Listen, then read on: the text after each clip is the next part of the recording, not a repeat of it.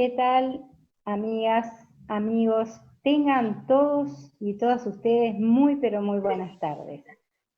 Es un enorme gusto y placer encontrarnos en esta instancia de actividad tan bien organizada por compañeros de esta lista 939 e invitación amplia a muchas otras personas del departamento y fuera del departamento para que nos acompañen en esta actividad Zoom que planificamos para hoy, que se trata de salud y políticas públicas en momento de pandemia, y que la vamos a compartir con dos referentes indiscutidos de la medicina, de la academia, pero también militantes de toda la trayectoria, que son Jacqueline y Miguel. Ahora los vamos a presentar, pero queríamos antes agradecer a todas y todos ustedes por compartir esta instancia propuesta. Queremos saludar también a los compañeros, a Rodrigo y a Eugenio, que han trabajado denodadamente para tener esta previa que fue tan removedora, tan alentadora también y tan seria para continuar en el trabajo que tenemos por delante. Estamos aprendiendo a vivir un momento distinto en el que nos ha tocado. Y por eso elegimos hacer esta actividad con este alcance. La dinámica que va a tener esta actividad hoy es que tendremos dos exposiciones de aproximadamente 20 minutos cada una de los doctora Jacqueline Ponzo y doctor Miguel Fernández Galeano, que son nuestros invitados de hoy, sobre la temática que nos planteamos realizar. Además, queremos que todas y todos ustedes participen por el chat haciéndoles preguntas, porque al final de sus exposiciones vamos a tener un espacio para que ellos las respondan, para que ellos intercambien, como son las actividades que estamos acostumbrados a hacer, aunque en este caso con esta dinámica tan particular. Pero también queremos invitarlos especialmente porque para el cierre, como lo hicieron para la previa, los compañeros que trabajaron y que siguen trabajando en la técnica de esta presentación, tuvieron a bien preparar un video en homenaje y conmemoración al 20 de mayo que les pedimos a todas y a todas no perderse. Pero para empezar con esta dinámica de hoy, por la temática planteada, queremos decirle que la 939 también se va a plantear y les va a estar informando de otras actividades similares, en este caso, en poco tiempo, que vamos a tener respecto de la LUC. Hoy es un tema de actualidad y que no vamos a ser ajenos a tener instancias, un ciclo de charlas organizadas para dialogar al respecto. Yo me quedo por acá con la presentación y vamos a invitarlos a escuchar lo que nosotros le pedimos a nuestra compañera, doctora Jacqueline Ponzo, como antecedente de su persona para compartir con todos ustedes. ¿Quién es la compañera Jacqueline Ponzo? Primero que nada, es una vecina canaria del departamento de Canelones y de la localidad de Míguez. Ella es médica especialista en medicina familiar y comunitaria. Es magíster en epidemiología, doctorada en la salud colectiva, ambiente y sociedad de la Universidad Andina Simón Bolívar de Quito, Ecuador. Es profesora adjunta en Medicina Familiar y Comunitaria de la Facultad de Medicina de UDELAR. Ha sido coordinadora de la Unidad Docente Asistencial en el 2010 al 2019 de Canelones al Este, en el Centro Cívico Salvador Allende. Ha sido consejera de la Facultad de Medicina y el Orden Docente 2018-2019. Es presidenta de la Confederación Iberoamericana de Medicina Familiar y Comunitaria entre el 2018 y el 2020 y fue reelecta hasta el 2022.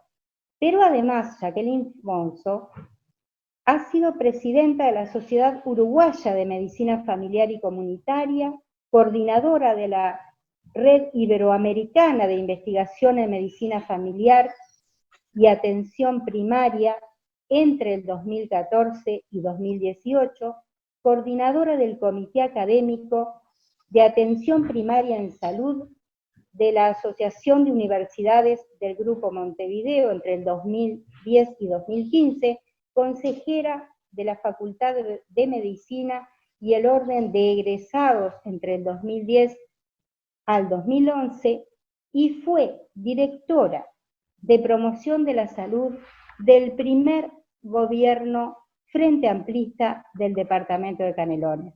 Por eso, con quien vamos a hablar de estos temas que para nosotros son muy importantes, porque la salud y la atención primaria en salud ha sido un desvelo de toda la izquierda uruguaya, y en particular ha estado de cabecera este tema en todo nuestro proyecto político. Así que, sin decir más, le damos la bienvenida a Jacqueline Ponzo y le pedimos a todos ustedes que por el chat puedan ir activándolo y haciendo todas aquellas preguntas que consideren necesario o comentarios a esta intervención y a la siguiente. Jacqueline, un gusto compartir contigo esta charla y tenerte entre todos nosotros en un número de participantes muy alto que está siguiendo esta actividad que hemos propuesto durante este rato. Buenas tardes, muchas gracias Lorelai por la presentación, muchas gracias a todas las compañeras y compañeros que participaron en la organización de esta actividad y por darme la oportunidad de compartir y de ocupar este espacio junto a todas y todos los compañeros presentes.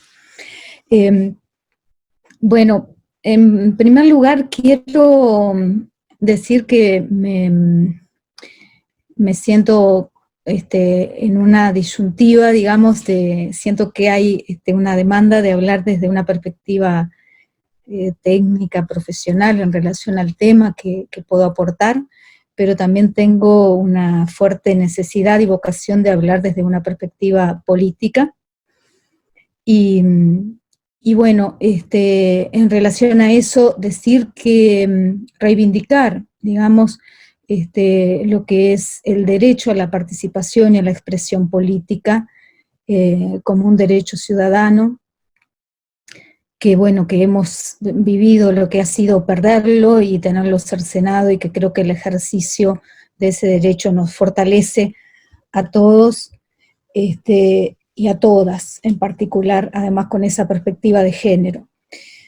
Y lo quiero señalar particularmente porque en lo personal, y creo que en general para la sociedad muchas veces hay una disyuntiva en esto de, bueno, si uno está trabajando desde un ámbito académico, es bueno o malo tener posicionamientos políticos, posturas políticas, participaciones políticas identificadas con partidos o sectores. Y realmente creo que eso se enmarca justamente, como decía, dentro de lo que es el derecho a la participación, a la expresión ciudadana necesaria para la construcción sana de la democracia. Entonces, voy a compartir, quedó compartida la pantalla, ¿no? ¿Sí? Sí, quedó compartida la pantalla. Ahí están viendo una presentación y bueno, y justamente ahí esta foto me la regaló Laura, una vecina paciente, integrante de una familia nuestra de Barros Blancos, y bueno, estos son los niños de la familia de Laura y Jonathan, que de alguna forma quería simbolizar con su presencia esta necesidad de posicionarnos claramente en favor de los derechos de las personas, y particularmente de las personas y familias y grupos sociales más desfavorecidos, más empobrecidos, porque es una necesidad para la salud, entre otras cosas, y para la vida en general, que todos y todas tengamos los derechos a acceder a los bienes que nos permiten preservar la vida. Entonces, quería pasar entonces, irnos desde Barros Blancos hasta Wuhan. Wuhan es la ciudad de China donde empezó la pandemia. Y este es un lugar que se conoce en el mundo como el mercado húmedo de Wuhan. Entonces, cuando trabajamos juntas con Loreley en el primer periodo del gobierno Frente Amplista en Canelones, y en la antigua Dirección General de Atención a la Salud y Contralor Sanitario, que así se llamaba en aquel tiempo, y que tenía en su órbita la división de ferias canarias, y que no hubo más que afrontar ese desafío tan enorme y que parecía tan alejado de lo que era las competencias de esa dirección de salud, pero que no lo era tanto. Recuerdo que uno de los puntos de conflicto fue la discusión sobre la venta de animales en pie en las ferias y los problemas de salubridad que eso podría acarrear. Bueno, este mercado húmedo de Wuhan se dedica a la venta de animales que no solamente están en pie, sino que son faenados en las condiciones de extrema insalubridad en esas condiciones, y muchos de estos animales no son animales domésticos, sino que son animales salvajes que se comercializan para la confección de platos exóticos, supuestamente típicos, pero en realidad que forman parte de un comercio altamente cotizado, pero que surge de materia prima que se comercializa y se produce en estas condiciones. Entonces, esto es necesario porque esto está vinculado a lo que es la situación que estamos viviendo a nivel planetario ahora, y hay una referencia ahí al margen que, para quienes hayan leído a Marx, y lo digo así porque, bueno, Marx estuvo largo tiempo prohibido en épocas de la dictadura, luego ha estado en gran parte también dejado de lado o cuestionado por la actualidad cuestionada la actualidad de su discurso, incluso por gran parte de la izquierda, y vale mucho la pena recordar, ir a esa fuente, que es uno de los críticos más importantes del sistema económico capitalista, que nos permite comprender muchos de estos procesos. Entonces, señala, nos remite partes de los escritos de Marx a lo que es la relación entre el ser humano y la naturaleza a través de la producción como una relación metabólica, ¿no? Y lo que quisiera es no creer que esto es un problema que está en China, ¿no? Porque ese modelo de producción que ahí aparece de una forma muy descarnada, literalmente, se expresa con una forma aparentemente muy limpia, pero muy problemática también en nuestro país, ya sea con el monocultivo de la soja o con el monocultivo de eucaliptus para la industria forestal, y sabemos bien las consecuencias ambientales que esto acarrea, pero que no son consecuencias meramente ambientales, sino que están estrechamente vinculadas con la salud. Estamos viviendo en un momento en que ya no es posible eludir la relación que existe entre la salud de las personas y la salud del planeta. Esto ha sido así desde siempre, pero en otros momentos históricos nos ha costado más visualizarlo, o hemos tenido más margen para explotar y dañar al planeta sin que eso se vuelva efectivamente inmediatamente en daño a la salud. Pero ya no nos queda demasiado margen para seguir explotando de esta manera sin que eso se revierta en efectos a la salud, ¿no? Modelo que lleva acarreado también la producción intensiva de residuos, que no siempre encontramos la forma más adecuada de procesar. Y esta imagen muchos la reconocerán, es la imagen del Cerro Mosquitos, donde tenemos entre manos la cuestionada ubicación de una planta de vertido de residuos que deberíamos seguir buscando alternativas para evitar esa forma de disposición, y en este lugar, que es parte de los procesos que tenemos que modificar para tener una salud integral. Entonces, el capitalismo se encuentra, que está en la base de este sistema de producción y que está vinculado estrechamente con los problemas de salud que estamos viviendo, se encuentra en una etapa de globalización. No es un capitalismo como el inicial, sino que es un capitalismo que se encuentra con una gran concentración de capital en manos de grandes corporaciones, y que está de la mano del debilitamiento de los estados, y que podríamos decir que en este momento va de la mano también de un debilitamiento de los organismos internacionales. Es llamativo para todos nosotros la escasa repercusión, la escasa fuerza y la escasa presencia que está teniendo la Organización Mundial de la Salud, y en nuestra región la Organización Panamericana de la Salud, en un contexto de pandemia. Es importante saber que la Organización Mundial de la Salud, que se funda a la salida de la Segunda Guerra Mundial como un gesto de vocación de integración y de paz entre los países, está siendo hoy día vulnerada por el retiro del aporte que hacen los países en la cual se sustenta esa organización, entre ellos el Brasil de Bolsonaro y el Estados Unidos de Trump. Y esto está generando un debilitamiento efectivo de estos organismos, ¿sí? Y que va de la mano con el fortalecimiento de otras posturas que comentaremos más adelante, que forman parte de un nuevo modelo que amenaza por otras vías también la salud.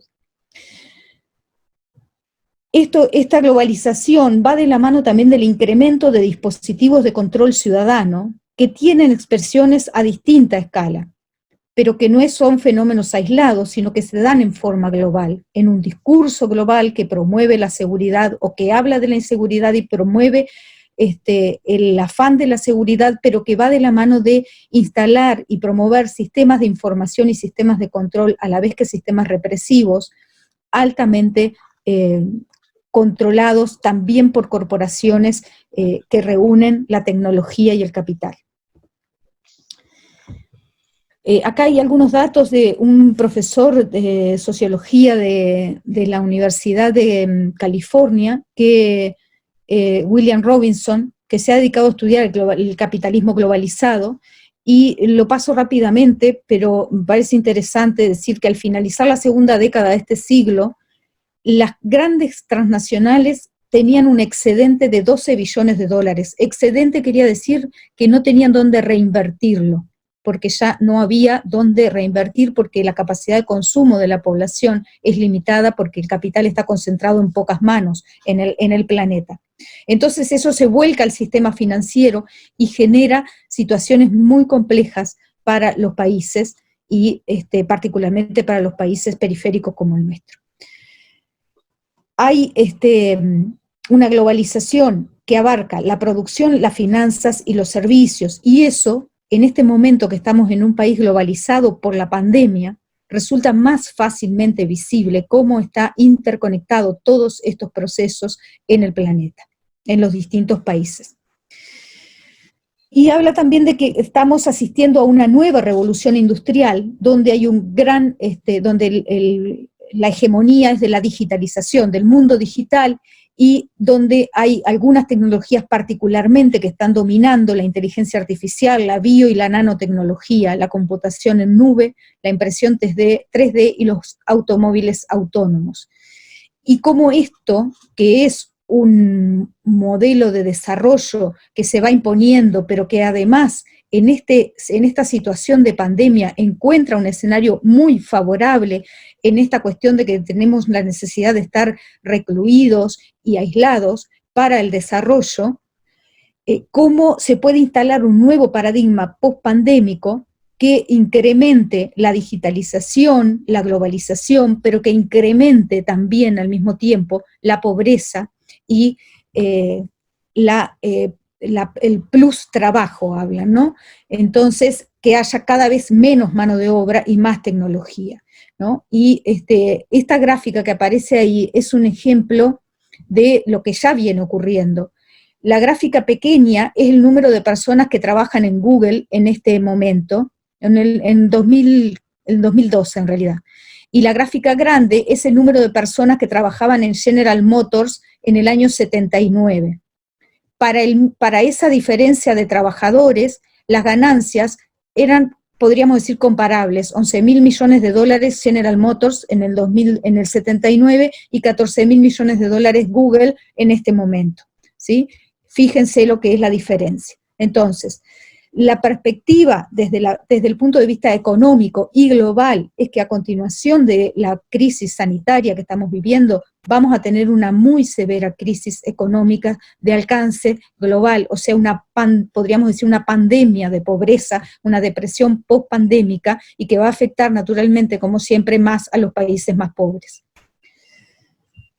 Hay una situación que podríamos decir un conflicto emergente en este contexto de pandemia, pero que está muy vinculado con esto, y particularmente lo ubico en nuestro país, que tiene que ver con el sistema de información. Y el conflicto lo ubico en dos polos, en la posibilidad o alternativa de un sistema de información territorial y a escala humana, o un sistema digitalizado con control de las grandes corporaciones internacionales, y donde ya no solamente el Ministerio de Salud Pública, sino el Estado, pierden la autonomía en el control de esos datos. Existe ya en funcionamiento en Argentina una aplicación que se llama Cuidar, y que hace el rastreo, el seguimiento de las personas que tienen indicación de cuarentena, y esa información no está bien pautado la seguridad de esos datos y la administración de esos datos. Son peligros en cuanto a las garantías y los derechos que amenazan realmente estos sistemas y que están latentes en este momento.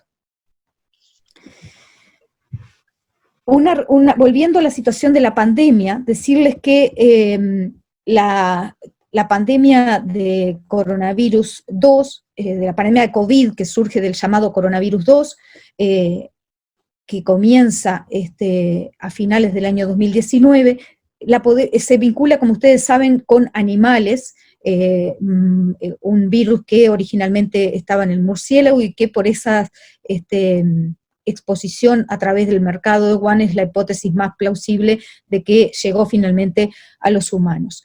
Lo que hay en la diapositiva muestra una serie de epidemias y pandemias, algunas de carácter pandémico o casi, que tuvimos a nivel mundial desde el año 80 a la fecha, todas de agentes infecciosos que provienen de animales. El VIH-Sida, que estuvo originalmente el virus en simios, la epidemia del SARS-CoV-1 sería en el año 2002, que también derivaba de murciélagos, la gripe aviar, que todos recordarán, en el 2004-2005, la gripe porcina más cercana en el 2009-2010, y el MERS en el 2012, también un coronavirus también vinculado a murciélagos, ¿sí? Entonces, esto nos habla de que nuestra pandemia actual no es un hecho aislado, y como decía, es un hecho que está estrechamente vinculado a la forma en que el ser humano, por sus formas de producción y explotación de la naturaleza, se relaciona en este caso con el reino animal, y de qué forma eso genera más nuevas enfermedades. ¿Cuál es la situación de la pandemia? Fíjense, tenemos el caso cero, el que se le llama el caso inicial de la pandemia, fue confirmado el 31 de diciembre por la OMS. El caso apareció unos poquitos días antes de Navidad, el 23 de diciembre se diagnostica y se identifica como una enfermedad probablemente nueva, y se confirma el 31 de diciembre. Luego, en los primeros días de enero se identifica el virus, y el 7 de marzo teníamos 100.000 casos, se habían superado los 100.000 casos. El 11 de marzo, hace apenas 2 meses, es cuando la OMS declara la pandemia, y había más de 118.000 casos en 114 países, 4.200 personas habían muerto. El 13 de marzo es cuando ingresan tenemos los primeros 4 casos confirmados en Uruguay, y hoy, 16 de mayo, este es el reporte de la OMS de hoy, tenemos 4.425.485 casos y el número de muertes asciende a 302.059. No imaginábamos hace apenas 2 meses, cuando todavía no estaba declarada la pandemia, la magnitud que esto iba a tener. Sin duda que esto ha superado las previsiones que teníamos y nos habla de la gravedad que tiene el problema. Acá se ve una representación gráfica de la evolución desde febrero, abril y mayo, y señalar la fecha de ingreso a nuestra región, en Brasil, el 26 de febrero de 2020. No tengo más datos para no extenderme demasiado, después podemos intercambiar en las preguntas, pero sí quería decirles que la situación en este momento, particularmente en esta última semana en nuestra región, es de extrema gravedad. Las tasas de incidencia se han duplicado, y más que duplicado, en países como Brasil, Chile, Perú, Bolivia, y tenemos países con alta tasa de mortalidad, en países que ya tenían tasa muy alta de incidencia, como Ecuador, altas tasas de mortalidad también, y la perspectiva es de que la extensión siga creciendo. Todavía no tenemos los valores de incidencia que llegó a tener Europa, que superó, ha tenido hasta ahora los valores más altos, pero tenemos la perspectiva de que en nuestros países, con las crisis de gobierno que estamos viviendo, fíjense la situación de Brasil, que en menos de un mes ha cambiado 2 veces de ministerio, y donde el presidente está imponiendo directivas de tipo médico a los ministros, y ahí se produce el quiebre. Estamos con circunstancias de ese tipo, con cambios de ministerios en Perú, con cambios de ministerios en Ecuador, con crisis de recursos en términos de disponibilidad de recursos humanos en algunos casos, de equipamientos de protección personal. En México sigue creciendo la pandemia, y tenemos la 1/4 parte de los casos en México, que tiene en este momento 36.000 casos, la 1/4 parte de los casos son personal de la salud, contagiados seguramente por un uso inadecuado o acceso insuficiente a los equipos de protección personal. Entonces, la situación de Uruguay es estable, es llamativamente, en el contexto regional, llamativamente buena, podríamos decir, en este momento, viendo la evolución que el virus ha tenido y la pandemia ha tenido en restantes países, pero no podemos confiarnos en que estamos libres del coronavirus, ¿sí? Acá ha habido un mes que fue inmediato a la pandemia, de repliegue de la población, de suspensión de actividades, que fue sumamente efectivo para limitar la circulación del virus, y eso sin duda nos estamos beneficiando en este momento de esta circunstancia. Ahora, la situación que tenemos ahora de incremento de la movilidad, y justamente en un momento en el cual el virus está empezando a circular por contextos más amplios, por localidades nuevas donde no había, por barrios nuevos donde no había, es la posibilidad de que la diseminación empiece a incrementarse. Entonces, el virus tiene un potencial de infección, como ustedes ven, altísimo, por lo que vimos con los números. O sea, teníamos un caso el 31 de diciembre, tenemos más de 4 millones de casos en este momento, tenemos más de 300.000 personas muertas en menos de 5 meses, en 5 meses. Entonces, ¿cuál es la perspectiva pensando en nuestra situación país, ¿no? Podemos creer que en nuestro territorio el virus va a tener una forma de circulación diferente a esta capacidad infectiva que ha tenido. Tenemos que trabajar en una perspectiva que nos permita tener una autonomía como personas, como familias, como territorios, como comunidades, en el cuidado de la salud individual, en el cuidado de la salud familiar y en el cuidado de la salud en forma colectiva. Si algo ha demostrado la pandemia es que la salud de una persona no depende de una persona. La salud de una persona depende de un colectivo y depende de condiciones ambientales que se construyen colectivamente.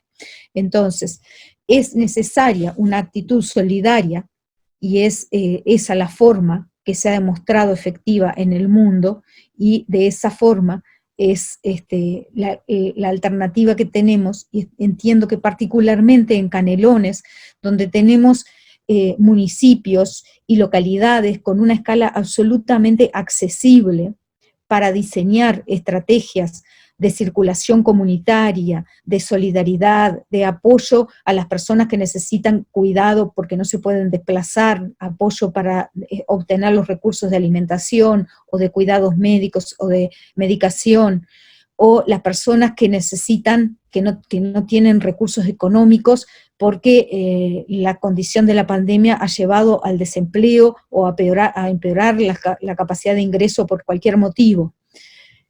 Están funcionando las redes solidarias, pero tenemos que fortalecerlas y sostenerlas, y tenemos que seguir trabajando, fortalecer con la participación en los municipios las distintas instancias que están funcionando, ya llámense comités de emergencia, comisiones de salud a nivel de los municipios, redes sociales, redes intersectoriales, e ir diseñando en la medida de las posibilidades y de las necesidades que hay en cada lugar, las alternativas. Frente a lo que comentábamos hoy, de estrategias que se diseñan desde las grandes corporaciones internacionales como Google para diseñar supuestamente estrategias de cuidado a la población que se transforman en grandes negocios para incrementar el lucro, frente a eso tenemos enormes posibilidades de responder con un diseño de cuidado de la salud colectivo, solidario y territorial. Y si en un lugar tenemos condiciones para hacerlo, y sobre todo a través de lo que ha sido el desarrollo de las políticas de descentralización que el Uruguay ha puesto en marcha en los últimos 10 años, y el desarrollo que ha tenido históricamente del movimiento social, de la participación de los usuarios en la salud, del involucramiento de la población en general en organizaciones sociales de distinto tipo, con mucha capacidad de liderazgo y de gestión de sus derechos. En ese caso es sumamente adecuado, y pienso en la escala de Canelones como un lugar extraordinario, pero cualquier localidad del país es propicia, o cualquier dimensión de un barrio de Montevideo, lo mismo para ello. Entonces,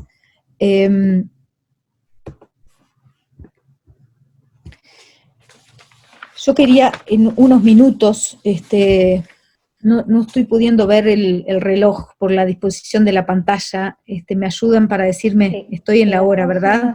Estás en la hora, pero te damos unos minutos más, Jacqueline, bien, para que puedas terminar esta exposición tan completa y tan enriquecedora que tú estás haciendo.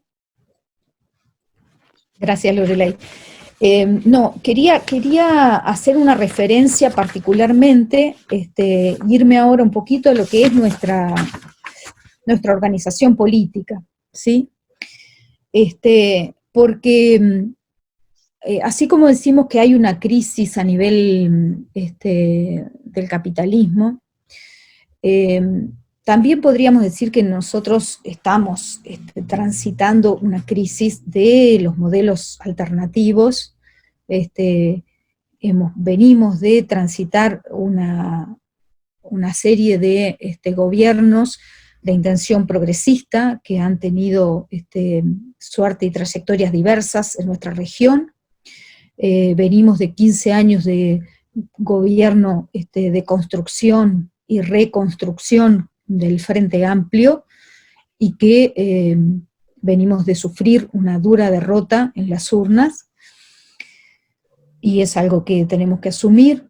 entiendo que ha sido insuficiente la autocrítica que hemos hecho en términos de profundizar las causas, el por qué la población uruguaya decidió dar la confianza a un gobierno que se presentó como una coalición tan heterogénea y con algunas integraciones muy peligrosas en términos de derechos y de el papel que se le asigna al Estado en el control de la ciudadanía.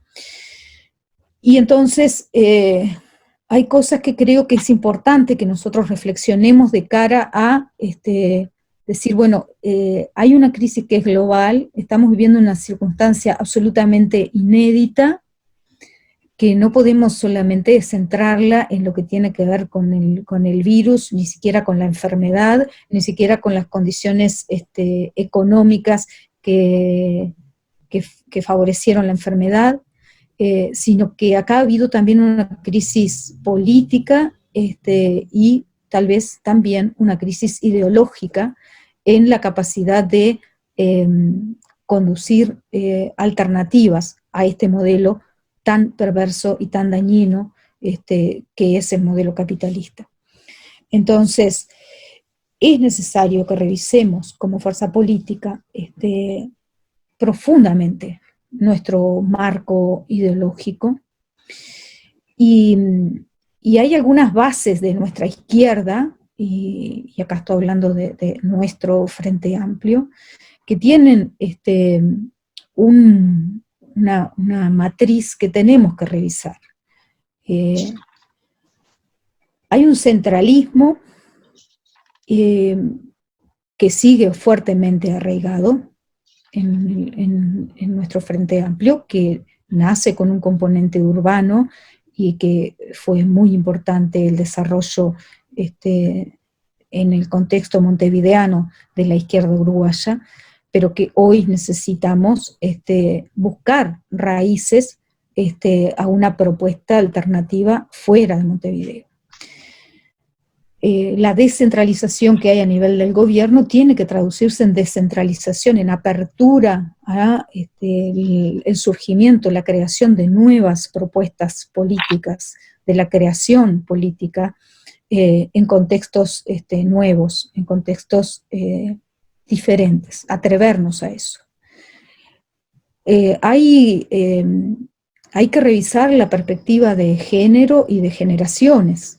Seguimos con serios problemas de participación efectiva de las mujeres en el Frente Amplio, en el sistema político en general, en los organismos de dirección en cualquier ámbito de nuestro país en general, pero estamos hablando del Frente Amplio. Seguimos con problemas serios de participación, de equidad de género y de incorporación de la perspectiva de género en general.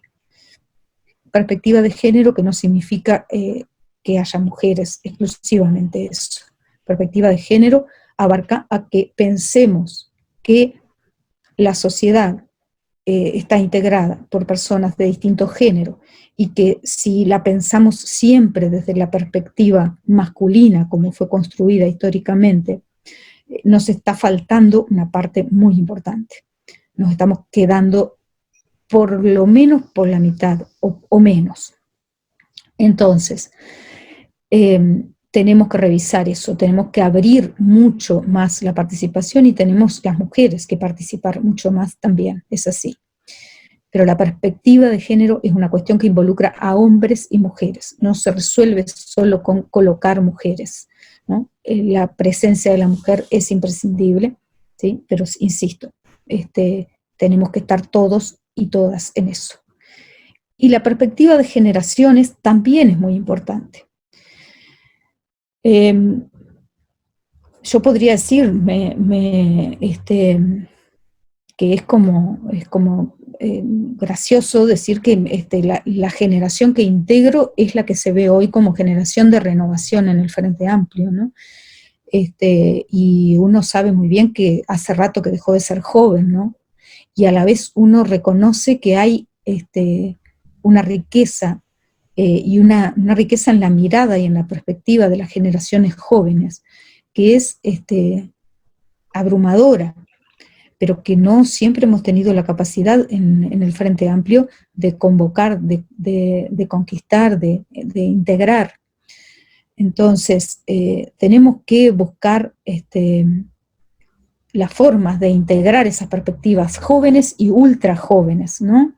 Hay un grupo de poetas que se autodenominan ultra jóvenes, ¿no? Y son gente que está entre los 15 y los 22 años y tienen una creatividad y una motivación increíble. Y estoy segura que en el campo de la política deben tener ideas y esa generación y capacidad creativa inmensa.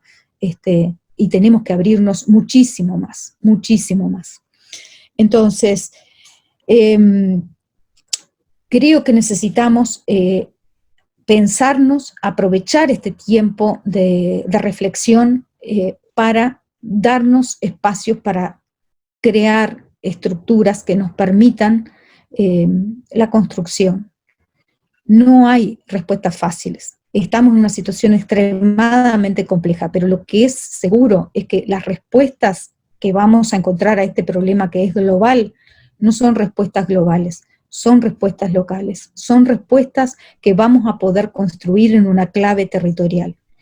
Y realmente tengo la profunda convicción de que tenemos entre manos una gran herramienta política para promover, si nos atrevemos a permitir esa construcción, a permitir la participación, a permitirnos el pensar libremente y la construcción colectiva de alternativas que tengan en el centro la vida, que tengan en el centro los derechos, y no solamente de las personas en términos de humanos que dominamos el mundo, sino humanos que formamos parte del planeta y que somos respetuosos de un planeta sin el cual la vida es inviable. Entonces, quiero cerrar con esta diapositiva simplemente y quedar disponible para la sesión de preguntas. Muchas gracias. Bueno, Jacqueline, muchísimas gracias. Por supuesto que te quedes por allí, porque vamos a tener y estamos recibiendo un sinfín de preguntas y comentarios sobre la exposición que tú hiciste recién, y vamos a escuchar ahora el otro compañero. Quería recordarles a todos que por favor pueden ir chateando, pueden ir haciendo preguntas sobre las exposiciones o dudas que tengan, pero también coméntenos de todas las localidades que están participando, porque somos unos cuantos compañeros y compañeras interesados por esta temática que nos convocó hoy. Yo le voy a dar la bienvenida, como habíamos quedado, la dinámica que nos planteamos al compañero y al doctor Miguel Fernández Galeano. Y es un enorme gusto para nosotros compartir esta jornada entre canarios y otros que no son tan canarios, que andan por acá sumándose, pero de todos los rincones del departamento de Canelones. Y si me permite, antes de empezar la exposición, al compañero, como hicimos con la compañera Jacqueline Ponzo, también queremos compartir de dónde viene y cuál es la vida de este compañero en términos académicos, en términos de conocimientos y trayectoria en todo el mundo. El doctor Miguel Fernández Galeano es doctor en medicina de la Facultad de Medicina de la UDELAR, especialista en administración de servicios de salud de la Facultad de Medicina, consultor internacional en sistemas y servicios de salud de la Organización Panamericana de Salud y la Organización Mundial de la Salud. Fue adjunto a la presidencia de ACE. Ha participado y conducido investigaciones en sistemas de salud y modelos de atención y gestión, políticas de cobertura y financiamiento sanitario, políticas de medicamentos y tecnologías sanitarias, aseguramiento de la calidad de la atención y seguridad del paciente en servicios de salud. Ha publicado artículos científicos y capítulos de libros sobre gestión y política sanitaria, medicamentos y tecnologías sanitarias, descentralización y participación social, atención primaria en salud. Conferencista internacional, prácticamente en todo el mundo, en congresos, seminarios, talleres y actividades científicas organizadas por instituciones académicas del gobierno del Sistema de Naciones Unidas.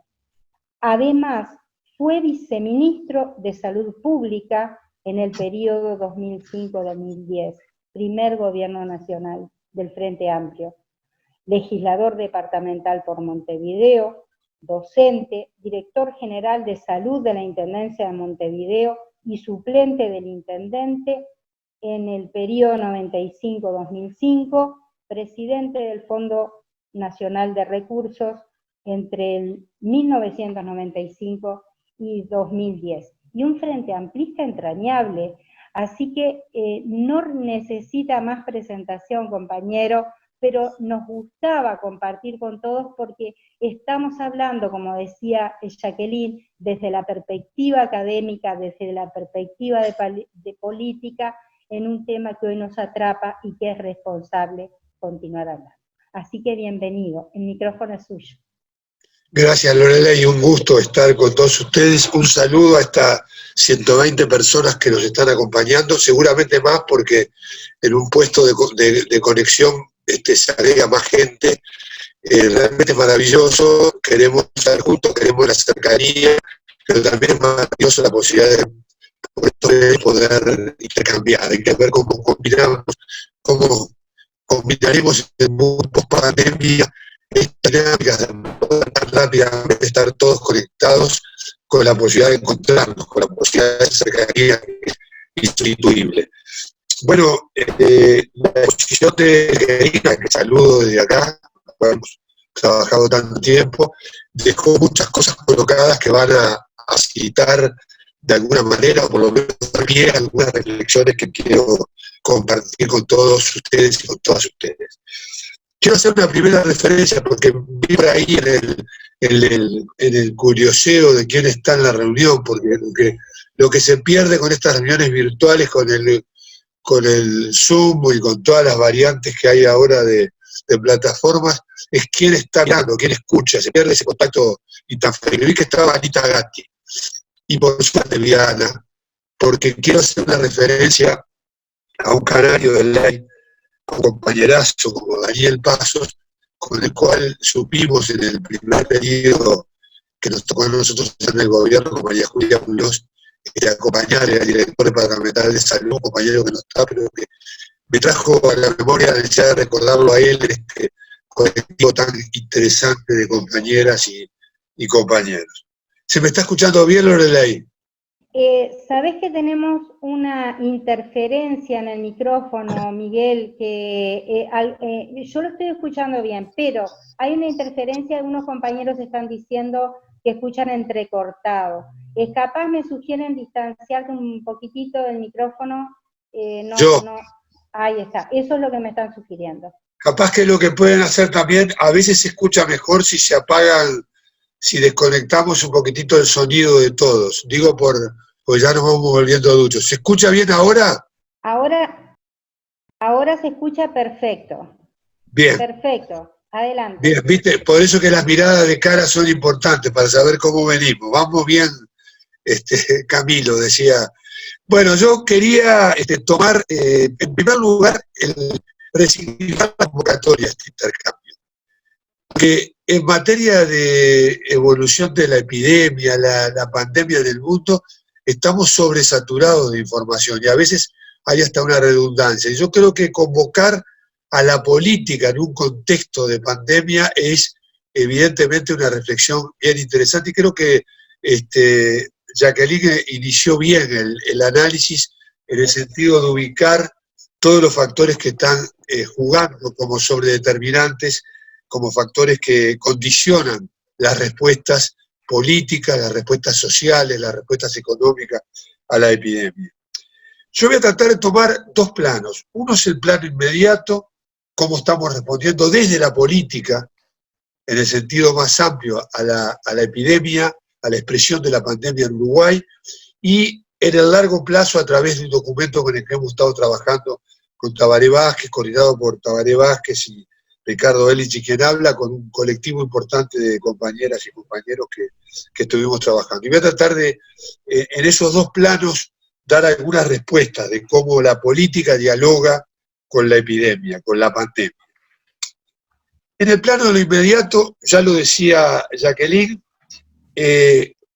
por razones que tienen que ver con que se tomaron medidas tempranamente, no hemos tenido todavía un crecimiento exponencial. Y digo todavía, y lo subrayo, no porque sea agorero, sino porque evidentemente no hay ninguna razón para que el virus, cuando transpone las fronteras del Uruguay, se comporte de manera distinta a cómo se comporta en otros lugares, ni tampoco hay ninguna razón para que los uruguayos biológica y epidemiológicamente seamos diferentes al resto del mundo. Por lo tanto, tenemos que estar muy atentos que podemos hacer muchas cosas para evitar el crecimiento exponencial, pero el riesgo de crecimiento exponencial lo tenemos y lo vamos a seguir teniendo por mucho tiempo, porque de las pocas certezas que tenemos hoy en el mundo académico, en el mundo científico, es que estos virus llegan para quedarse.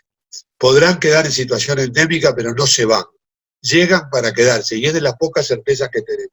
O sea que vamos a tener que convivir con el virus en un contexto de no tener medidas farmacéuticas, como se le llama, para enfrentarlo, de no tener vacuna y no tener, por el momento, tratamientos eficaces. Por lo tanto, tenemos que responder al virus y a la enfermedad que provoca el virus con las mismas medidas que hace 400 años se respondía a las otras epidemias, con la cuarentena, con algo tan difícil de asumir y tan desigual para asumirlo como son las cuarentenas como respuesta a una epidemia que estamos teniendo.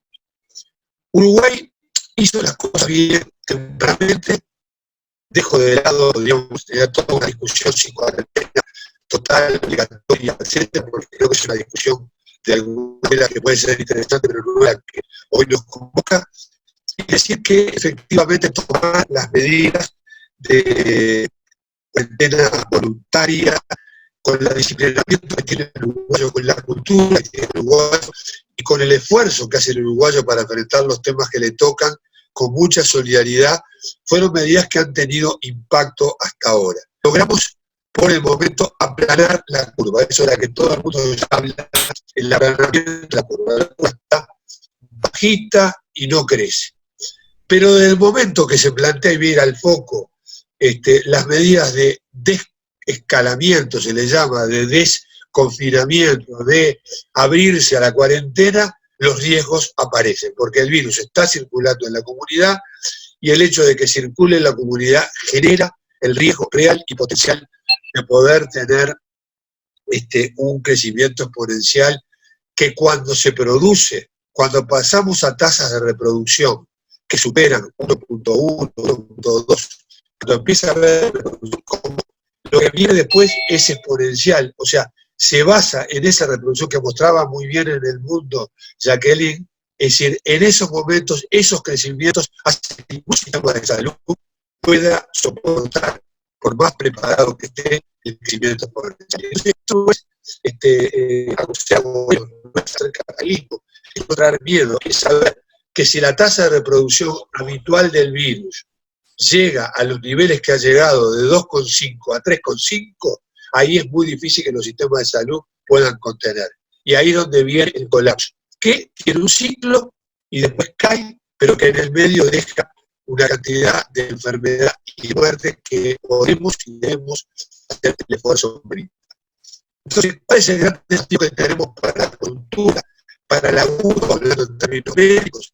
El tema de hacer procesos de desconfinamiento, de desescalamiento de la cuarentena, ordenados, planificados, asimétricos, o sea, no iguales para todo el mundo, y sobre todo, y en esto quiero así ser muy enfático, sostenibles. Y para que sea sostenible, acá vuelve un concepto muy importante que es el concepto de salud pública, que es que no alcanza con recomendar las medidas de cuarentena si yo lo doy integralmente. Quizás ese sea el cuestionamiento más importante de la cuarentena, famosa cuarentena obligatoria, que si el Estado se hace cargo, si hay un Estado que es responsable de responder a esa medida que estoy proponiendo, tengo que dar las herramientas para poder sostener la cuarentena. Las herramientas económicas, las herramientas de las condiciones de vida para sostener la cuarentena. Sabemos que mucha gente no las tiene. Vivir en cuarentena es el primer lugar donde se vive con enorme desigualdad.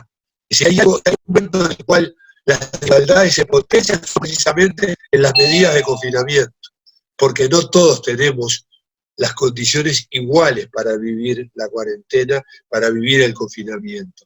Por lo tanto, se vuelve muy importante todas las medidas de apoyo del Estado y de solidaridad social.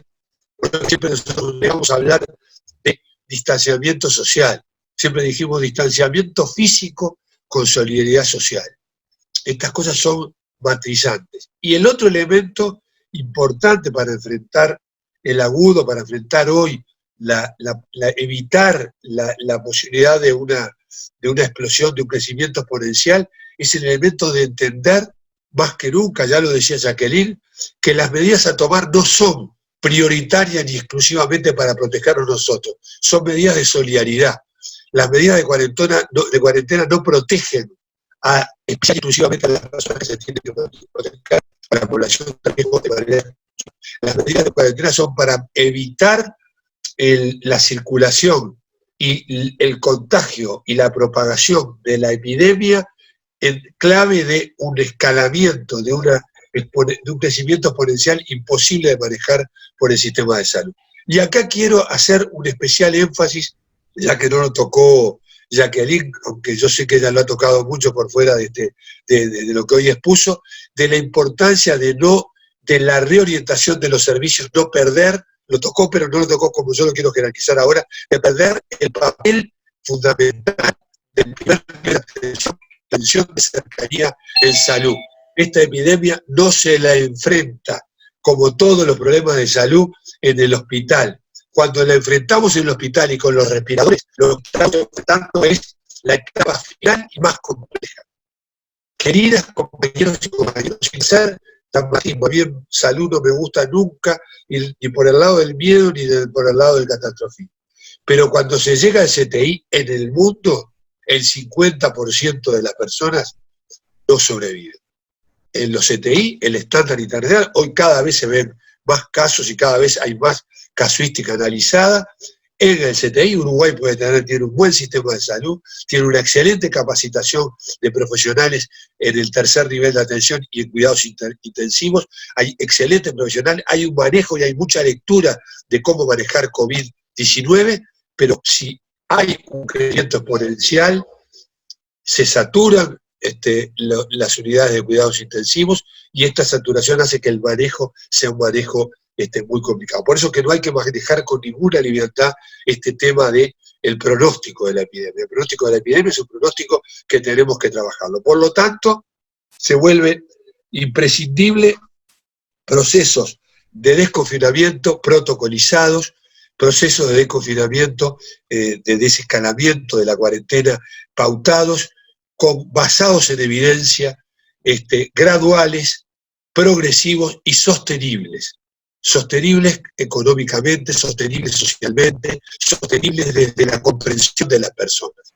Por lo tanto, acá aparece el otro componente para responder al agudo, que es el componente fundamental del consenso político. Es decir, no se puede manejar una epidemia de las dimensiones planetarias que tiene COVID-19 en clavo de conflicto social. Y este gobierno, que ha hecho algunas cosas bien y que hay que reconocérselo, porque no somos irracionales de la oposición, ha cometido el delito, y lo digo con mucha responsabilidad, de traer en el contexto de una pandemia el conflicto social por vía de una ley de urgente consideración que no tiene nada urgente y que además lo que trae es el conflicto social en un contexto de una epidemia. Entonces, lo tenemos que empezar a decir. Yo no voy a poder entrar, seguramente por tiempo, en ese desafío que hacía Jacqueline de hablar de los desafíos que tiene el Frente, por lo menos en profundidad. Pero quiero decir que el Frente tiene que combinar muy bien ser oposición responsable con no callar. Y haber traído la LUC, la Ley de Urgente Consideración, que es un proyecto restaurador excluyente, un proyecto de aplicar un programa de derecha, liberal, sin la posibilidad de la protesta social, de la organización social, me parece que es terrible porque coloca un elemento de pérdida de diálogo social en el momento que el mundo está tratando de enfrentar la pandemia con diálogo social. Del agudo habría muchas más cosas para comentar, quizás comentar lo insuficiente, lo mezquino, decía el compañero, creo que era, no sé si era García o Mario Vergara, lo mezquino, lo rácano que ha sido el gobierno para enfrentar la epidemia en términos de sostenimiento económico. Uruguay va a gastar en 4 meses el 0,7 del Producto Bruto Interno.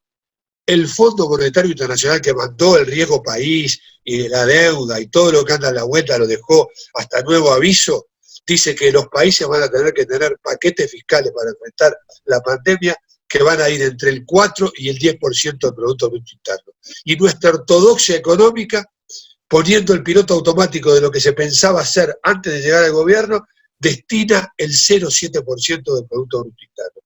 Y venimos bien en el resultado de la epidemia. Pero vamos a decirlo con todas las letras, en materia de medidas económicas, estamos en la mitad de la tabla, no estamos en cero. Yo estoy de acuerdo con lo que ha dicho varios de nuestros equipos, incluso en el documento que estamos trabajando, que se trabajó, que se presentó con Tabaré, del cual voy a hablar a continuación. Se dice que estamos en la mitad de la tabla de medidas económicas. Estamos en el lugar 67 entre 150 países evaluados. Y esto es un tema importante porque es el mundo desarrollado, por cierto, que ha tomado medidas económicas muy fuertes para sostener la cuarentena, en otros estándares económicos, sin tener los niveles de exclusión y de pobreza que tiene Uruguay. Las medidas que se han tomado han sido medidas de mucha protección a las medidas de cuarentena, a las medidas de aislamiento social, de distanciamiento social. Y esto es imprescindible. Y ahí aparece el tema del papel del Estado. El Estado puede llamar y puede incluso hacerse cargo de responder por la salud colectiva, pero si tiene la capacidad simultánea de dar como Estado la protección a las personas para que puedan cumplir con las normas. Si yo llamo a cuarentena y doy al millón de personas que tienen que recibir apoyo en estos 4 meses, ¿saben cuánto se les da, compañero, por un estudio económico que está en el documento que presentamos con Tabaré, que presentó Tabaré al frente? 500 pesos por persona y mes. Cuando uno distribuye lo que les termina llegando a las personas, más allá de cómo, es decir, el balance, la medida de resumen, hablando de medidas estadísticas, es 500 pesos para el millón de personas por mes. Es decir, alguien puede pensar que es sostenible, más allá de cómo esto se distribuye por AFAM, por asignaciones familiares o por Uruguay Social. Bueno, y del agudo decir algo. Buena parte de lo que se ha podido hacer, digámoslo con total claridad los frente amplistas, se ha podido hacer porque había un Estado social, un Estado de bienestar imperfecto, pero Estado de bienestar que construyó el frente, que permitió respuestas a la pandemia como las que se están teniendo. No tengo que extenderme entre frente amplistas de cuáles son estos resortes. Pero esto, incluidos esto de que podamos estar hoy tener intercambios democráticos por esta vía porque tenemos, es decir, la conectividad que el país tiene. Entonces, de alguna manera, sepamos, el gobierno tomó medidas inmediatas en lo sanitario, se está apoyando en un equipo académico interesante y valioso, y eso es una medida interesante, que hay que ver cómo le va con ese equipo académico, cuando el equipo académico, es decir, frene el discurso de la economía, porque son gente responsable, y diga, no, hay que ir despacio, hay que ir gradual, hay que ir progresivamente. Yo estoy muy atento a eso, y ojalá se escuche a la academia y se escuche al nivel científico para seguir con este tema. No diciendo, yo no soy defensor de la cuarentena, patria o muerte a la cuarentena, soy partidario de manejar, incluso porque la cuarentena tiene también efectos muy importantes desde el punto de vista psicosocial y desde el punto de vista del impacto sobre la economía, por cierto, pero también sobre la salud mental de las personas, sobre la convivencia, sobre la salud, porque en definitiva nosotros hemos estado analizando mucho los impactos en distintos planos. Quiero hablar, creo que más o menos, voy a tomar unos 15 minutos, voy a hablar otros 10, 15 minutos más, Lorena, si me permitís. Por Quiero hablar del supuesto que documento. sí. Encantados. Quiero hablar del Adelante. documento que hemos estado trabajando con una treintena de personas en 50 días. Siempre los equipos pueden ser más amplios, tener una perspectiva de género mayor, trabajar que había quedado con pocas mujeres. Bueno, siempre seguimos cometiendo se comete desde algún lugar los mismos errores. No abro el paraguas, simplemente hago como me gusta hacer a mí, muy, muy abierto de reconocer cómo venimos. Pero bueno, lo cierto es que estuvimos trabajando durante 50 días intensamente en la construcción de ¿qué? Del día después. En la construcción de empezar a pensar desde ya en una propuesta estratégica nacional que sea capaz de construir las rutas de salida en la pospandemia. De eso hay que trabajar ya, porque si no trabajamos desde ya en la construcción, entonces se está haciendo también la universidad, y lo está haciendo muy bien, vamos a tener enormes dificultades, porque los efectos que tiene la pandemia desde el punto de vista social, desde el punto de vista económico, punto sanitario, son mucho mayores que las crisis mayores, todas las crisis que hemos conocido en el mundo. La depresión del 29 es un poco al lado del impacto económico que va a tener sobre nuestras economías, y de la forma desigual, si no intervenimos a tiempo, con que se va a recaer los efectos de la pandemia sobre las personas. Porque cuando aparecen las crisis, los que la pagan primero, y bien que lo sabemos como izquierda, son los sectores populares, las grandes mayorías nacionales. Es sobre estos sectores sobre los que recae el peso mayor. Y la lógica en un modelo liberal, excluyente y concentrador como el que el gobierno nacional está proponiendo a través de la LUC y de otros indicadores, es muy importante estar adelantándonos a cuáles son las medidas que hay que sostener en distintos planos. ¿Cómo trabajamos nosotros?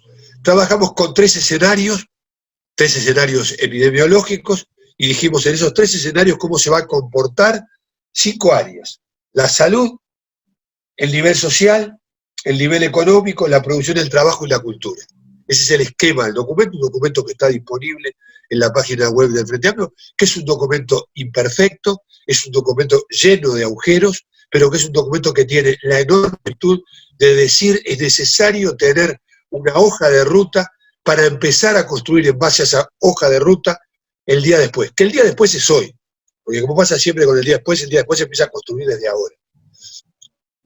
Sin duda, en algún momento vamos a poder tener controlado, será en 6 meses, en 8, en 12, en 16, ahí podemos especular mucho, pero nosotros estamos trabajando con 3 escenarios. Un escenario que es el de crecimiento exponencial, que no deseamos, que va a traer nuevos brotes y que va a traer un impacto económico muy importante, porque va, paradójicamente, los economistas lo agarraron enseguida cuando le presentamos el escenario, los economistas jóvenes, ahí lo de generaciones caminó bien, Jacqueline, trabajaron muy bien y agarraron muy bien esta idea de este primer escenario, es un escenario teórico, ¿no? El escenario de crecimiento exponencial con rebrotes. Entonces lo que vieron es que esto tiene un impacto muy grande económico, tiene un impacto muy grande sobre la economía, porque las cuarentenas se van a volver a repetir. Todos los países que han tenido brotes importantes o que no se cuidaron al principio, después tuvieron que ir a cuarentenas, ya lo está haciendo Chile. Chile tiene a Santiago hoy en cuarentena perfecta, Chile que venía.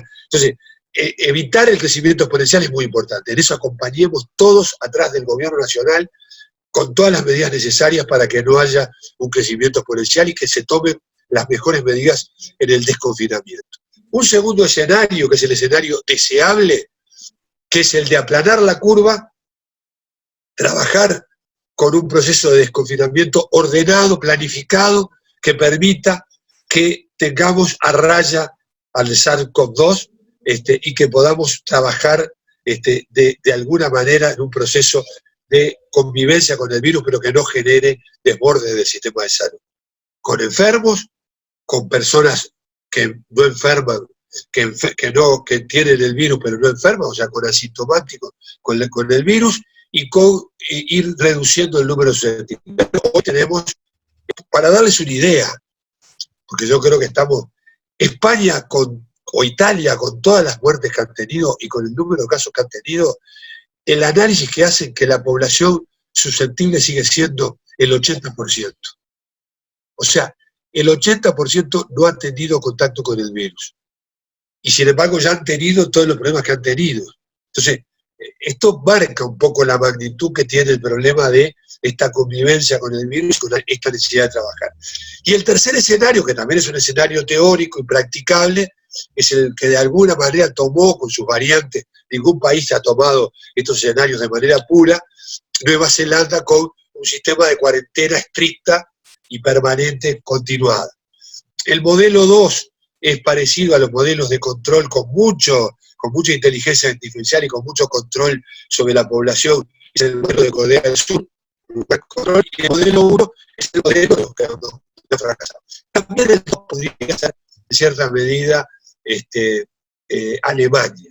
No lo es Suecia, porque Suecia no controló y está teniendo tasas de mortalidad y de letalidad muy, muy complicadas. Entonces, nosotros trabajamos, en lugar de ir a los modelos probabilísticos, matemáticos, trabajamos con modelos. ¿Cómo le va al mundo y cuáles son la combinación entre curvas y formas y medidas a tomar por la autoridad sanitaria? Curva 1, crecimiento exponencial, sin medidas o con medidas muy despelotadas, muy desordenadas. Curva, modelo 2, escenario 2, curva controlada y medidas muy reguladas y posibles, y ahí es donde viene toda la ingeniería. Ahí yo creo algo en un poquito de Maracaná, pero no me afilio solo al Maracaná y al orden y a esa cultura, pero es una cultura que va a funcionar si es en diálogo social. Eso se lo he dicho, yo tengo diálogo con mucha gente, incluso con gente del gobierno, uno dialoga, y he estado insistiendo mucho en estos días que el diálogo social es imprescindible, porque para actuar ordenado con la pandemia, se me está yendo la hora, para actuar ordenado con la pandemia es fundamental el diálogo, la construcción de consenso político y social. Si no es muy difícil, no porque los demás estemos a la retranca, porque hay que acordar las medidas que se toman, porque hay que negociar. Por ejemplo, los protocolos se están discutiendo con los sindicatos, eso está bien, pero no se debe discutir solo desde la perspectiva corporativa, desde la perspectiva del sindicato, cómo me miro. Usted tiene que despertar desde una perspectiva sanitaria también. En esto ha jugado un papel muy importante el sindicato médico, las distintas sociedades científicas, tratando de contribuir a basar en evidencia las medidas que se pueden tomar.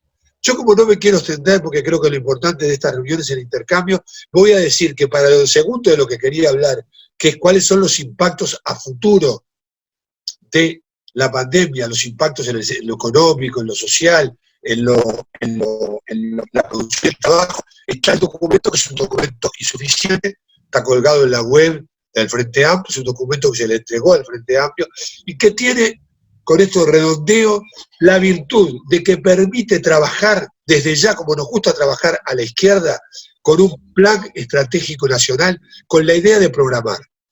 Voy a ser muy crítico con el gobierno, estamos entre Frente Amplista y creo que también hay que hacerlo para afuera.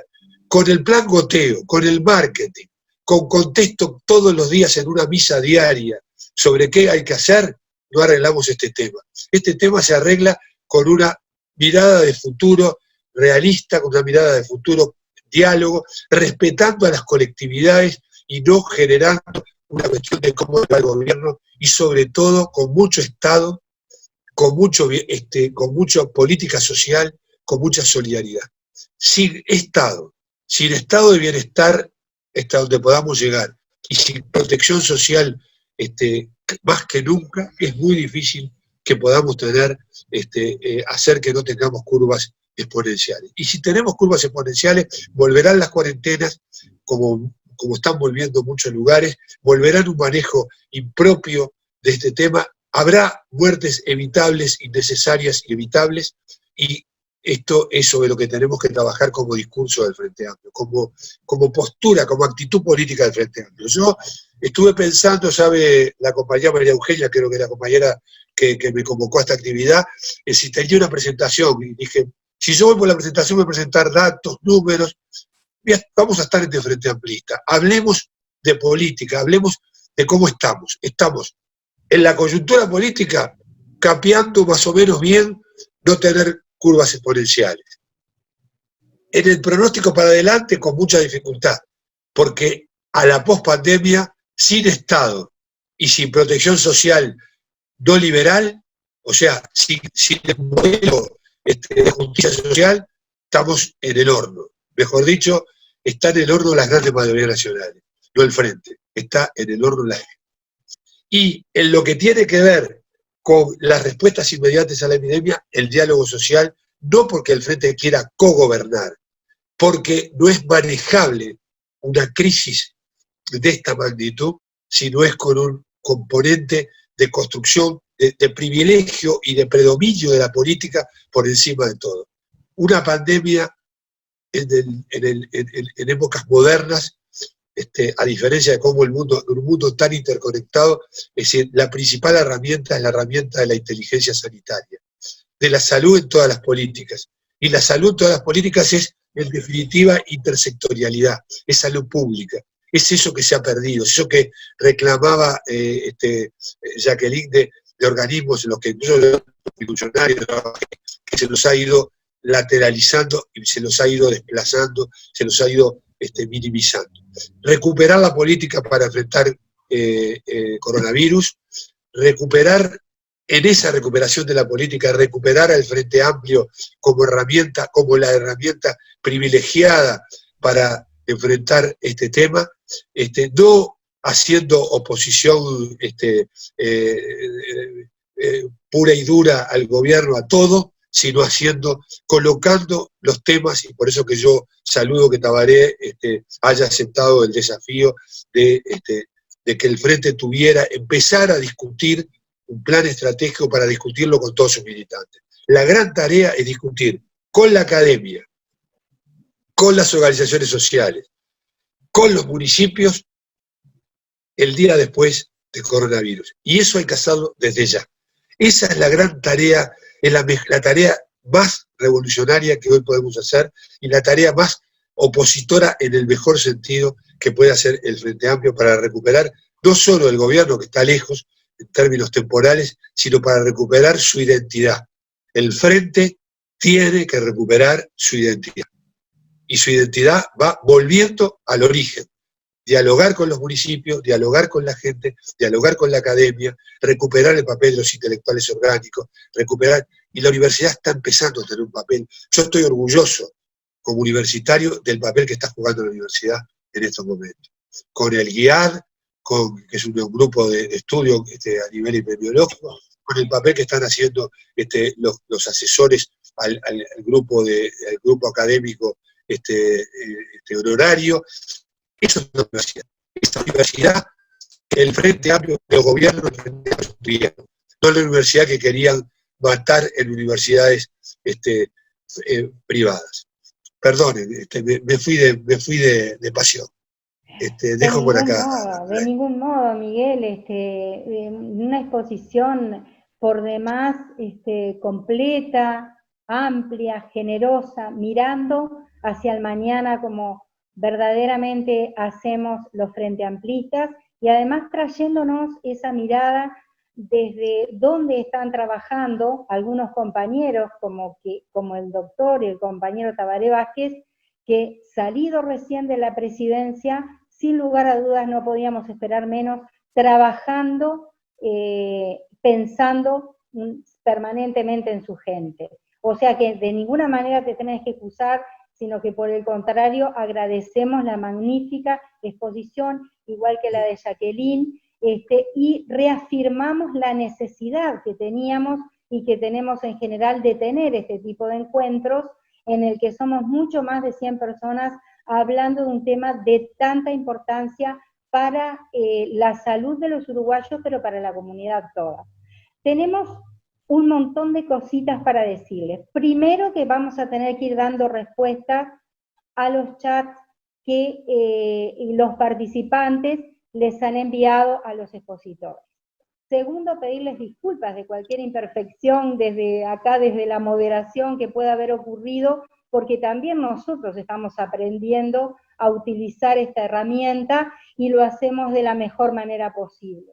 No queremos dejar pasar por alto un saludo al compañerazo, a don Marcos Carámbula, que está sumado a este centenar y pico de compañeras y compañeros, siguiendo la charla de Jacqueline, siguiendo la charla de Miguel, y también acompañando lo que va a ser la respuesta a los chats que han mandado quienes están participando. Hay una serie de preguntas. Ustedes saben que por la dinámica es imposible abrir el micrófono para todos, y sí vamos a ir respondiendo en este tiempito que nos queda.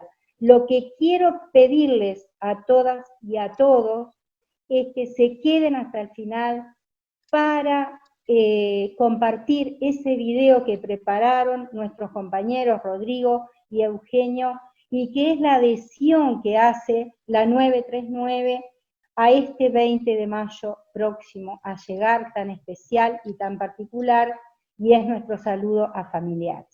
Entonces, me gustaría saber si Jacqueline, Miguel estará leyendo los chats que han llegado, pero si Jacqueline, Miguel, entre ambos, podemos ir dando respuesta a varias de las preguntas que han surgido desde los participantes, a quien agradecemos enormemente por haber estado tan atentos y colaborativos, cerrando sus micrófonos para poder escuchar bien a nuestros compañeros.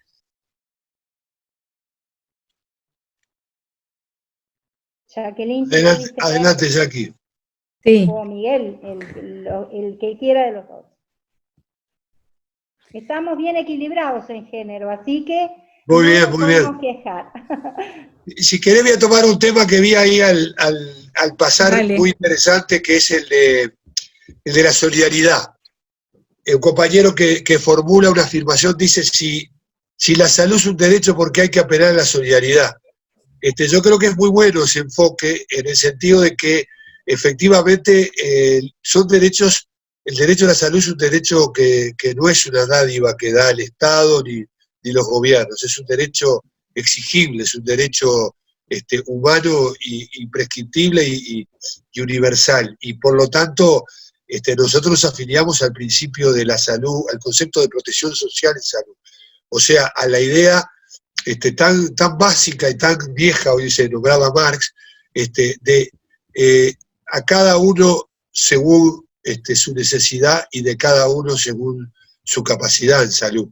Y desde ese punto de vista estamos totalmente de acuerdo con la idea del derecho. Pero sabemos muy bien que en contextos donde la política desde el Estado tiene insuficiencias, tiene sesgos, también las organizaciones sociales, los ciudadanos como ciudadanos tenemos el recurso de la solidaridad, que es solidaridad organizada, también para responder y para afrontar los desafíos que nos plantea el tema de salud. Por lo tanto, me parece que sí, que está bueno transitar esa doble mirada entre la salud como derecho y el papel que tiene la solidaridad en ese plan. Sigo mirando otras preguntas y la dejo a Jackie a ver si vio alguna otra concreta de las que están ahí en el WhatsApp. Sí, sí, tengo el micrófono abierto, perdón, no me doy cuenta, sí. Sí, Jacqueline, dale. Quería comentar, hay varias personas hablaron de la importancia de la salud animal y de la perspectiva de incorporación de la salud veterinaria, la zoonosis, y bueno, sin duda que cuando decíamos la importancia de la perspectiva planetaria y del el ser humano integrado como parte, concibiéndonos como parte del planeta y no como dominadores, y como parte del reino animal, en una nueva lógica de relacionamiento en la producción, en el trato a los animales, y en la perspectiva de trabajo en la salud, en equipos interdisciplinarios, sin duda que es necesario. La estrategia de atención a la salud, que yo no entré en ese tema porque en realidad me apasiona y podría haber hablado todo el tiempo solo de eso, es uno de los aspectos que más nos ofrece oportunidades de aprender la pandemia. Y en realidad hay cosas que se vienen diciendo hace mucho y que no se han cumplido, incluso en nuestro Sistema Nacional Integrado de Salud, que por suerte existe, y todo el reconocimiento a Miguel acá presente como parte del equipo que logró esa consolidación, un sistema que es ejemplo en la región y en el mundo en términos de solidaridad justamente y de integración de todas las prestaciones necesarias para la salud de la población. Sistema que está amenazado en este momento, además que tenemos que saber que se han visto vulneradas en el funcionamiento de respuesta a la pandemia, por ejemplo, un debilitamiento en la participación social, un debilitamiento en el papel de la Junta Nacional de Salud, progresivamente se van encontrando algunos caminos a través de propuestas desde distintos ámbitos que van llegando al gobierno y que por suerte hay cierta permeabilidad, como decía Miguel, pero que es muy importante que todas las organizaciones sociales y políticas seamos vigilantes y garantes de este sistema. Pero como decía, este sistema, que es una gran fortaleza, tiene debes que quedaron pendientes, porque 15 años son pocos, porque hay cosas que no dependen solo del gobierno, que dependen de la población, que dependen de la cultura, y que no llegamos a concretar. Uno de ellos es un adecuado fortalecimiento y desarrollo del primer nivel de atención con la estrategia de atención primaria de salud en todos los prestadores del Sistema Nacional Integrado de Salud. Pero hay cosas que ni siquiera estuvieron planteadas, que hay cosas que son nuevas, que tenemos que desarrollar, y es una apertura a un trabajo que es mucho, pero mucho más comunitario de lo que hasta ahora hemos practicado y ni siquiera nos hemos imaginado en materia de salud. La participación de la población no debe ser exclusivamente en comisiones de usuarios que vienen a trabajar junto a los equipos de salud en la gestión de las policlínicas, y eso es formidable cuando ocurre, pero no alcanza con eso. En realidad necesitamos que en nuestras comunidades existan personas involucradas con los procesos productivos, con los procesos económicos, con los procesos de gestión ambiental, y que estén intrínsecamente vinculados con los equipos de salud. Que hayan redes de profesionales absolutamente interdisciplinarias. Quienes trabajamos en salud muchas veces tenemos la mala costumbre o la mala incorporación de hablar de equipos interdisciplinarios porque hay un pediatra, un ginecólogo, un médico de familia y una enfermera y una psicóloga. No es interdisciplina profunda esa, estamos hablando dentro de un sector salud, y ni siquiera nos abrimos a la salud animal, y ni siquiera nos abrimos a la salud bucal, hablando incluso de la salud bucal humana, que muchas veces queda fuera de todo. Entonces, en realidad cuando hablamos de equipos interdisciplinarios tenemos que decir, bueno, para trabajar en la salud en una clave territorial, en una clave comunitaria, tenemos que trabajar con las personas que trabajan en la producción, con los veterinarios, con ingenieros, con quienes están en la educación, con las amas de casa, con la población que trabaja en el medio rural, ya sean pequeños productores, asalariados. Si no tenemos esa integración en una red de salud, es muy difícil que abordemos la profundidad de los problemas de salud. Estaremos poniendo parches. Así como ponemos un parche cuando dejamos que el problema llegue al CTI, incluso si dejamos que el problema llegue a la policlínica, también ahí muchas veces ponemos el parche porque llegamos muy tarde. Entonces, el desafío a la construcción nueva en esa integración es como que salirnos de la medicalización excesiva que tiene la salud. Nosotros ahora estamos todos expectantes de que se desarrolle una vacuna o de que aparezca un medicamento que pueda combatir. Y eso podrá subsanar esta circunstancia, que no es menor. Pero si no trabajamos de fondo esta estrategia de cambio estructural, y cambio estructural también en la concepción y atención de la salud, vamos a salir de esta pandemia, pero vamos a tener otra pandemia, porque el mundo viene en ese camino, ¿no? Y eso podemos pedirlo a los grandes gobernantes, pero en realidad es nuestra gestión de todos los días, en nuestra práctica cotidiana, que podemos ir construyendo alternativas distintas y que podemos ir acumulando a lo largo de estos 5 años ideas y experiencias para ponerlas en marcha en un gobierno verdaderamente transformador cuando volvamos a tener el gobierno nacional en el 2025. Gracias. Belín, gracias. Miguel, no sé si tú has visto alguna pregunta más que has quedado sin responder, porque fueron 2 exposiciones complementarias, pero yo veo que siguen habiendo algunas preguntas en el chat. Adelante, Miguel. Sí, compañero Mario López, que hacía una consulta sobre el tema de la viabilidad del proceso de desconfinamiento, de desescalamiento de la cuarentena. Francamente, y otro compañero preguntaba sobre si hay condiciones para que se haga de manera ordenada, si es aplicable, en definitiva, un proceso de desconfinamiento. Yo creo que lo primero que hay que afirmar es que es imprescindible. O sea, plantearse un proceso de cuarentena permanente creo que no está en la realidad. Sería, desde el punto de vista, con el horizonte que tenemos de aparición de respuestas, sin duda que se gana tiempo a medida que el proceso camina, pero esos tiempos van a ser para la vacuna. Cada vez más insiste que estamos en el orden de 18 a 24 meses, de 1 año y medio a 2 años, lo que venimos leyendo. Hay 14 proyectos implantándose en el mundo. Sin duda la industria va a jugar muy fuerte, está todo el tema mercantil atrás de cómo la industria va a jugar. Ya están apareciendo problemas entre el gobierno de Francia y Sanofi, que está haciendo una vacuna en Estados Unidos. Bueno, esto desnuda de manera total el capitalismo en el área de la salud y la mercantilización de la salud. Pero al margen de eso, no es sostenible un proceso de cuarentena permanente desde todo punto de vista. No solo por poner en marcha los motores de la economía, no solo por una primacía de la economía por sobre la salud, que me parece que no hay que plantearlo de esa manera, sino también por un tema de sostenibilidad social de la cuarentena. Por lo tanto, hay que ir a un proceso regulado, que no es on-off, no es población rebaño que sale y la población susceptible se contagia y entonces tenemos la vacuna biológica.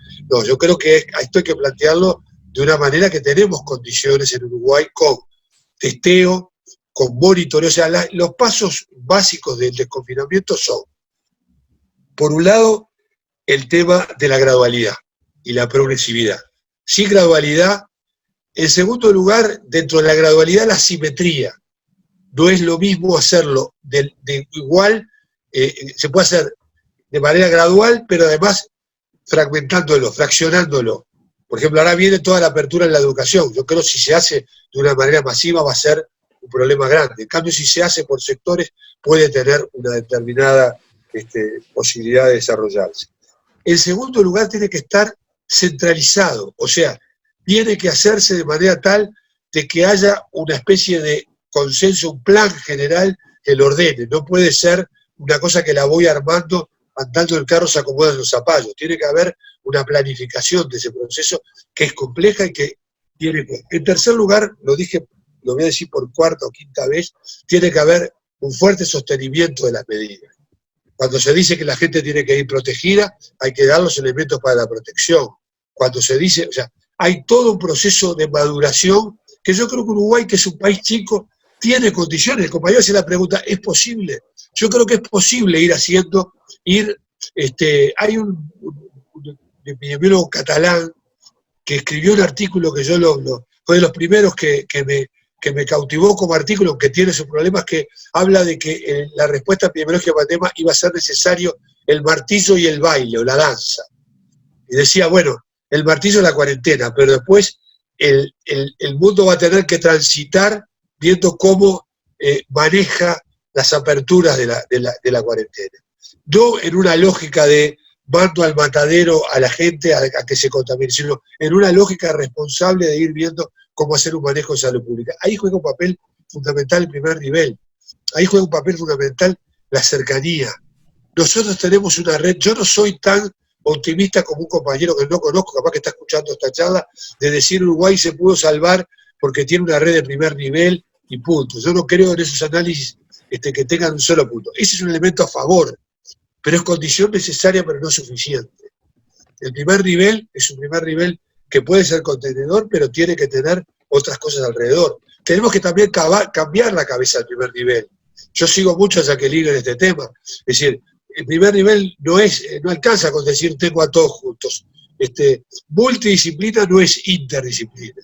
Eso es viejo como el agujero del mate. Tiene que haber gente pensando en equipo, pero además no hay que quedarse en la policlínica, no hay que quedarse esperando en la policlínica, porque es un poquito mejor que esperar el CTI o esperar la emergencia, pero sigue siendo esperar. Entonces yo creo que ahí es donde se construye el tema de eso que se logra en algunos lugares, de estar con esa red vecinal, esa red comunitaria que permite construir el alerta temprano. Con esos modelos podemos llevar el tema de y también ahí protegiendo a la población de riesgo. Sin duda tenemos que lograr una protección de la población. Yo creo que en Uruguay, lo digo con todas las letras, es mayor de 55 años, no mayor de 65. Lo digo también porque yo creo que va a haber que ir manejando donde tenemos las comorbilidades, las enfermedades que de alguna manera acompañan. No me quiero detener en este aspecto más de manejo de la epidemia solo, pero quiero como una pregunta, y sin duda, mientras no haya vacuna, que después pueden venir los problemas de que si no es esta pandemia van a ser otras, nosotros vamos a tener que pensar la salud de otra manera. Y lo que no la podemos pensar es en lógica capitalista, la tenemos que pensar en una lógica de una salud mucho más integral, una visión mucho más holística, mucho más integrada e integradora de la salud. Es un tema apasionante, un tema sobre el cual es mucho más lo que no sabemos que lo que sabemos, y esto no es jugar a cubrirse. Efectivamente hay muchas cosas que no sabemos, aún hoy hay enorme discusión sobre el tema. Se tiene casi certeza de que los niños enferman de una manera mucho menos grave que los adultos, porque hay ya una evidencia, 4,5 millones de casos, hay una evidencia de que los niños, pero no hay ninguna certeza, hay muchos discursos, mucha investigación, ni siquiera es todavía investigación consolidada respecto a la capacidad de contagio de los niños. Hay bibliotecas que la ciencia tiene respecto a la capacidad de contagio de los niños, muy importante. Tema, si es importante a la hora del desconfinamiento en la educación, entonces habrá que ir viendo cómo armarlo. Entonces, yo creo que estamos en un momento donde hay que actuar con mucha responsabilidad, mirando la evidencia científica, mirando lo que pasa en el mundo. Yo en algún lugar dije por ahí, nosotros tenemos el diario del lunes porque estamos jugando con 2 meses después, que cada vez son más cortos esos 2 meses, pero al principio teníamos 2 meses respecto a los que habían empezado. Por eso que pudimos tomar acá el 13, el 15 el 18 de marzo, tomamos la medida de convocar a la cuarentena, cuando los primeros casos fueron el 13, pero porque teníamos el diario del lunes, de lo que había pasado en España y Italia. Pero también tenemos el diario del mundo, y tenemos cuando se va al desconfinamiento, qué problemas aparecen. Entonces, estamos en un momento muy complejo, donde el miedo no es la forma es el diálogo, la forma es hablar, la forma es jerarquizar comunidades inteligentes que dialogan, que construyen, y acá vuelve la solidaridad. La solidaridad no solo es la solidaridad material, es la solidaridad del hombro, es la solidaridad de estar cerca, la solidaridad de escucharnos, la solidaridad de jerarquizar la política por encima de todo. Esa que es la herramienta fundamental que tenemos en el Frente Amplio. Ese es un patrimonio del Frente Amplio, rescatémoslo. Bueno, muy bien. Nosotros estamos en horario llegando al plazo que nos habíamos planteado inicialmente, que son 2 horas de actividad. Sería un descortés de mi parte si no les preguntara a ambos si quieren agregar algo más, y sin agradecer a todos aquellos que todavía siguen prendidos a esta forma de reunirnos tan amena y tan linda. Pero agradecer fundamentalmente los conceptos que ustedes dos manejaron desde lo humano, desde lo político, desde lo académico y desde lo frente amplista, con esa mirada tan centrada, tan profunda y tan certera, mirando la solidaridad y mirando el mañana. no sé, Jacqueline, me decía Miguel que estaba listo, si tú querés agregar algo más, porque estaríamos al cierre y al saludar a todos aquellos también que trabajaron por acá. Jacqueline. Sí, brevemente, además de saludar también y agradecer la permanencia todo este rato de las compañeras y los compañeros, un poco ampliar un poquitito en la línea de lo que respondía Miguel, la salida y las alternativas que tenemos. Como decía antes, todavía creo que estamos en una situación de mucha cautela, porque nosotros no hemos tenido un número de casos que como se ha dado la explosión en otros lugares, y que es esperable que eso ocurra en la medida que aumenta la circulación de las personas, aumenta la circulación del virus. Entonces, la actividad económica es comprensible que así como para las familias es necesaria la reactivación, también lo es para el país en muchos aspectos, pero tenemos que encontrar las vías con la participación social y gremial adecuada, efectiva, de que ese reintegro se vaya dando en forma progresiva, en forma cuidadosa, particularmente con las personas más vulnerables, ¿sí? Sin exponer, tanto a nivel familiar como a nivel laboral, y restringiendo al máximo la movilidad. O sea, más allá, en paralelo a que tiene que haber una estrategia para retornar a ciertas actividades imprescindibles, tenemos que tener una estrategia para sostener una vida con una movilidad limitada, lo cual nos implica cambios muy importantes en nuestra dinámica, en nuestras rutinas, y que es un gran desafío a lo que es la vida social, colectiva, y que tenemos que afrontarlo. Y recurrir a la creatividad y a la solidaridad como armas ineludibles, recursos, herramientas ineludibles en este punto. Decir que la perspectiva, como decía al inicio, económica después de la pandemia para el Uruguay y para el mundo es crítica. Entonces, la estrategia esta de mayor permanencia tiene que ir de la mano de estrategias incluso económicas, de economía doméstica y de economías de cuidados, que tengan en cuenta esta alternativa. La producción familiar, la producción de huerta, el recurrir a la quintita en la casa, que muchas veces en nuestros pueblos, en nuestras ciudades. Se nos interrumpe en uno de los micrófonos. Jacqueline, ¿tú me escuchas? Jacqueline, bueno, parece que alternativas en este marco. Y son alternativas que también nos cuidan en una perspectiva de la salud mental, que es un aspecto que hay que tener muy presente en este momento, que no lo hemos mencionado, pero que, y hemos hablado de problemas de salud como el COVID, de la COVID-19, que es la enfermedad por el coronavirus, pero hay muchos otros problemas que se desencadenan vinculados a esto, ya sea por progresión de otras enfermedades que no atendemos debidamente porque estamos concentrados en esto, o por el cambio de vida, o la salud mental por los desafíos que esto nos genera, la incertidumbre, el estrés y las circunstancias de agravamiento de situaciones de violencia intrafamiliar, que lamentablemente sabemos que son extremadamente frecuentes y que la situación de vida actual han llevado a agravar. Entonces, esos aspectos los tenemos que tener presentes al mismo tiempo que estamos